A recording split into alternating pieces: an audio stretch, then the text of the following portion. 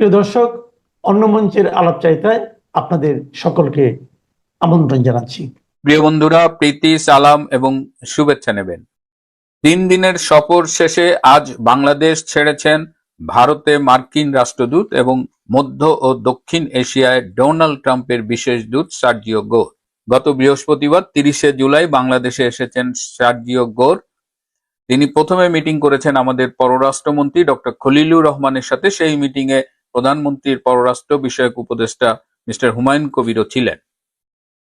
Doctor খলিলের সাথে Sergio গোরের meeting এর আগে সকালবেলায় কিন্তু চীনের রাষ্ট্রদূত ডক্টর খলিলের সাথে মিটিং করেছেন।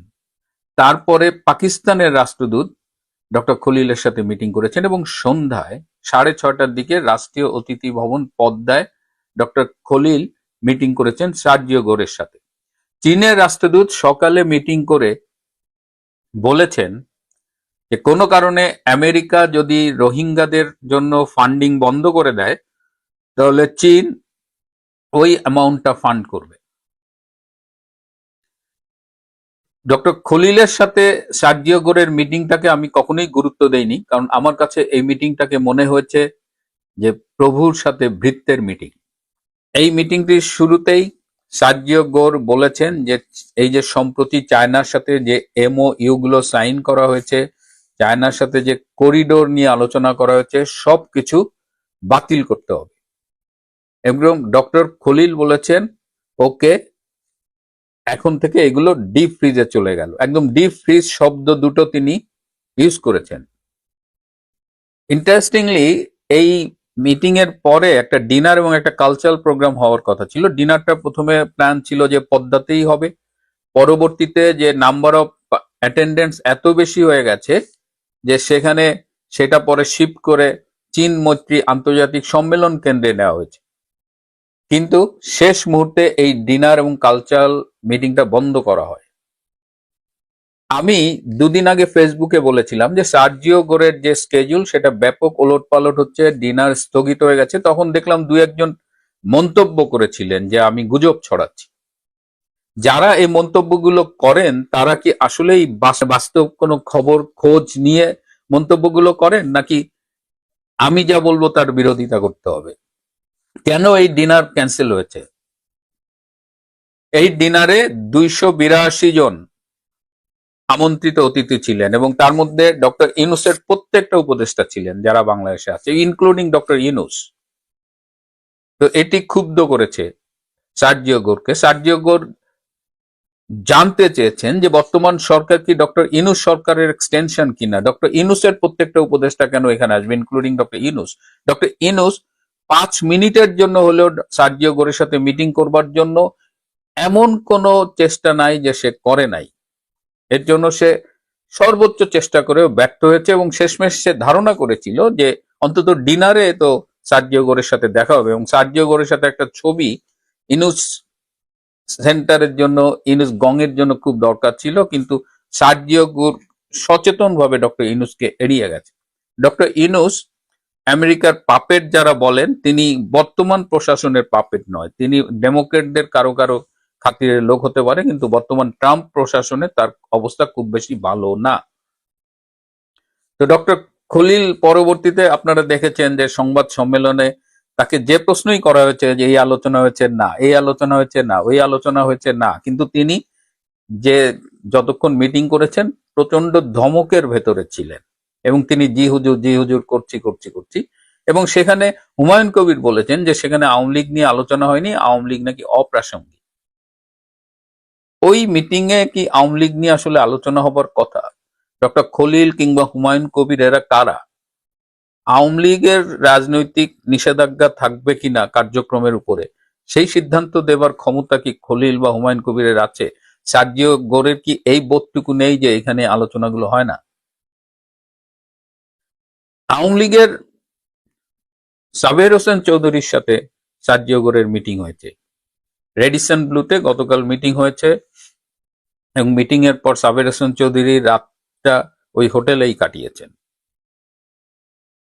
আওয়ামী লীগের সাথে যেন সার্জিও গোর মিটিং না করতে পারেন এর জন্য সরকারের পক্ষ থেকে একটা আপ্রাণ চেষ্টা ছিল, কিন্তু সেই চেষ্টা ব্যর্থ হয়েছে। সাবের হোসেন চৌধুরীর সাথে যে আলোচনা হয়েছে তার একটি উল্লেখযোগ্য অংশ হলো সাবের হোসেন চৌধুরী বলেছেন যে আওয়ামী লীগ মানেই শেখ হাসিনা এবং আওয়ামী লীগের সকল কর্মী নেতা সবাই শেখ হাসিনার নেতৃত্বে ঐক্যবদ্ধ এবং যে কোনো সময়ের চাইতেও বর্তমানে তৃণমূলের আওয়ামী লীগ অনেক বেশি শক্তিশালী। এই পরিস্থিতিতে শেখ হাসিনাকে বাদ দিয়ে বিকল্প কোনো আওয়ামী লীগ বা রিফাইন্ড আওয়ামী লীগ চিন্তা করাটা একটা অবাস্তব চিন্তা এবং সেটা কখনোই ফলপ্রসূ হবে না।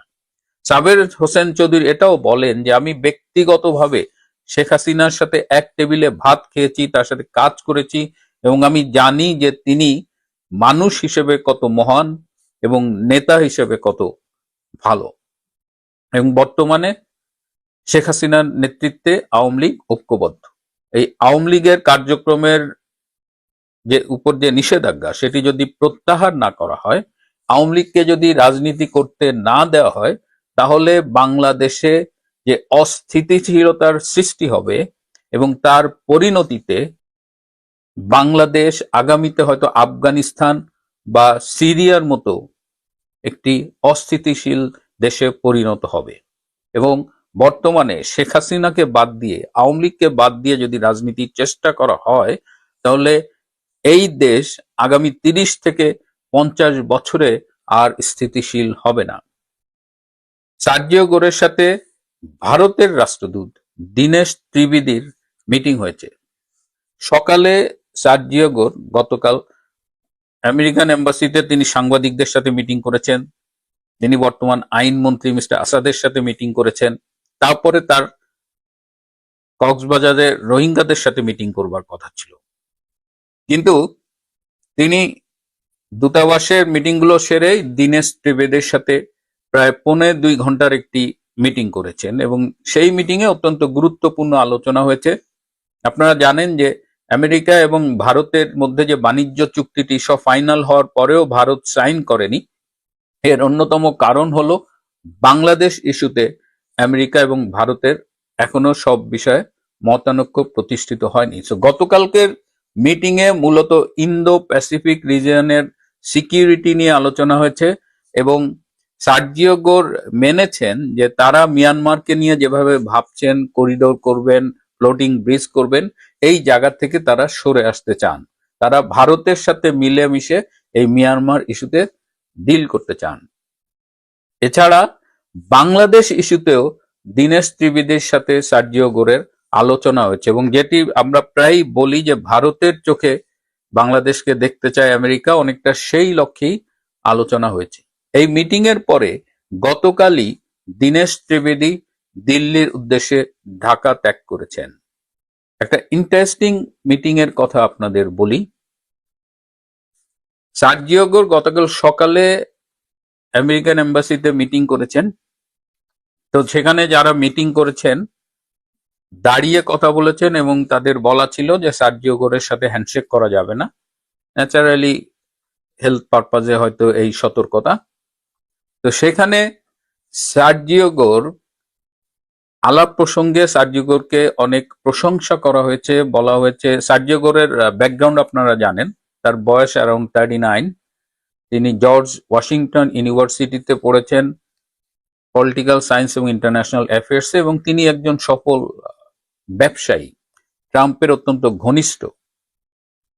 তো তাকে বলা হয়েছে যে ট্রাম্প একটা খুব ভালো ডিসিশন নিয়েছে যে সার্জিও গোরের মতো একজন কোয়ালিফাইড পার্সনকে এশিয়া এবং সাউথ এশিয়া এবং সেন্ট্রাল এশিয়ার দায়িত্ব দিয়েছে, ইন্ডিয়ার রাষ্ট্রদূত হিসেবে পাঠিয়েছে।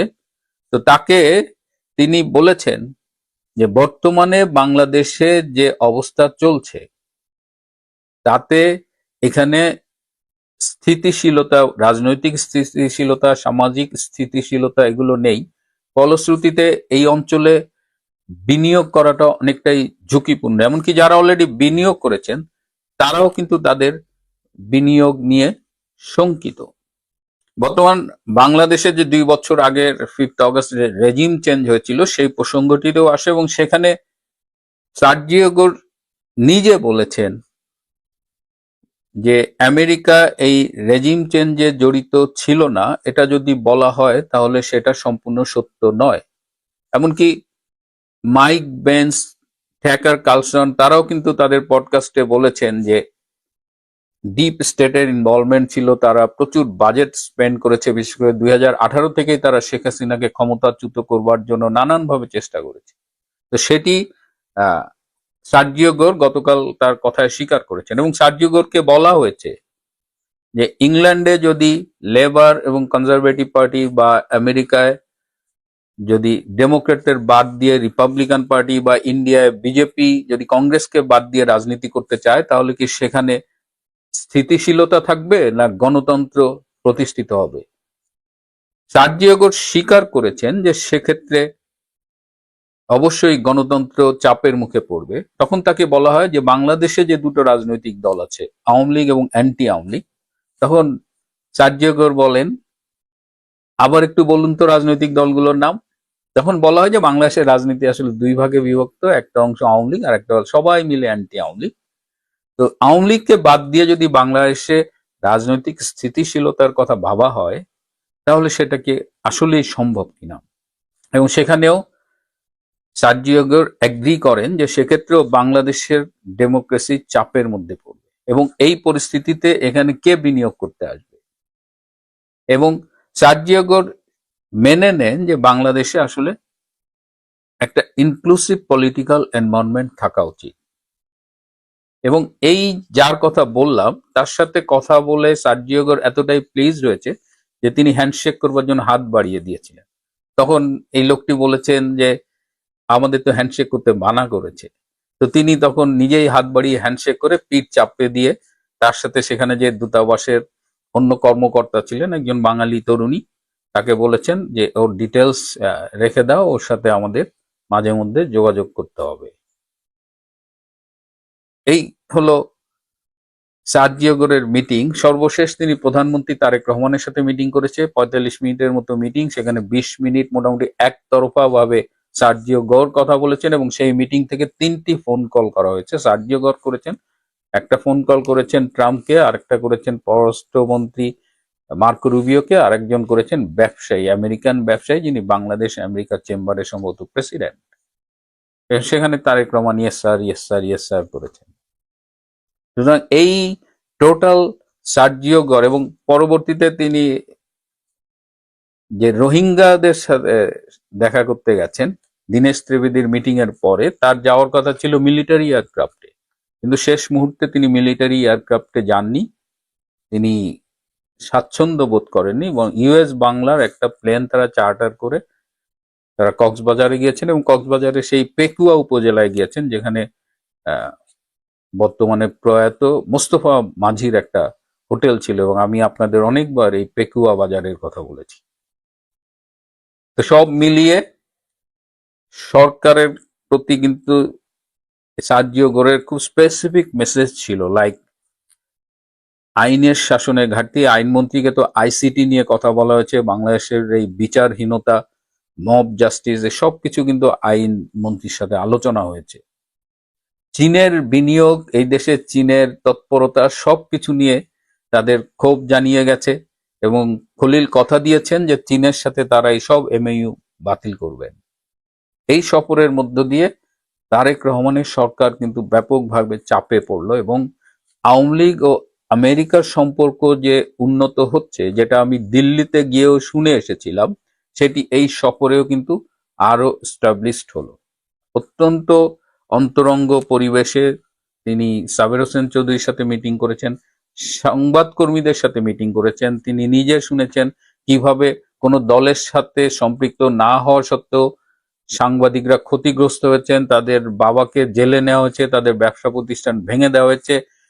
একটি বিদেশি পত্রিকার বাংলাদেশ প্রতিনিধি, যিনি নিজেও বাংলাদেশি নন, তিনি বলেছেন যে 5ই আগস্টের পর থেকে তিনি যদি কোনো সংবাদ পাঠাতে চান, তাহলে বাংলাদেশের একটা বিশেষ জায়গার অ্যাপ্রুভাল নিয়ে তাকে সংবাদ পাঠাতে হয়। বিদেশ সার্জিও গোর বাংলাদেশের অবস্থা, তার কাছে সব রিপোর্ট ছিল, ইটস নাথিং নিউ, কিন্তু তিনি একেবারে সরে জমিনে এসে দেখে গেলেন। এছাড়াও তিনি শিক্ষাবিদদের সাথে দেখা করেছেন, সিভিল সোসাইটির সাথে কথা বলেছেন। সব মিলিয়ে এই সফরটি বিএনপির জন্য একটা অ্যালার্মিং, বলা যায় যে বিএনপিকে অনেকটা হলুদ কার্ড দেখিয়ে গেলেন সার্জিও গোর, এবং আওয়ামী লীগের জন্য অবশ্যই সামনে ভালো দিন আসছে, সেই ইন্ডিকেশনটা কিন্তু এই সফরে তিনি দিয়ে গেছেন। প্রিয় বন্ধুরা, আজ এ পর্যন্তই। ভালো থাকবেন, সুস্থ থাকবেন। অধিক সন্ন্যাসীতে গাজন নষ্ট বলে একটা কথা আছে। এই অধিক সন্ন্যাসীতেই গাজন নষ্টের মতো নৈশভোজও নষ্ট হয়ে গেছে। কারণ সবাই নৈশভোজের খবর করছেন, কিন্তু নৈশভোজ বাতিল হলো কেন? তারপর রোহিঙ্গাদের ওখানে হেলিকপ্টারে প্রদর্শন করার ব্যাপারটা ছিল, সেটা বাতিল করে তিনি অন্য বিমানে সপরিষদ 12 জনকে নিয়ে তিনি ঘুরে এলেন। সার্জিও গোরের কথা বলছি। অথবা দীনেশ ত্রিবেদীর সঙ্গে 1 ঘন্টা 40 মিনিটের যুদ্ধদার বৈঠক কেন?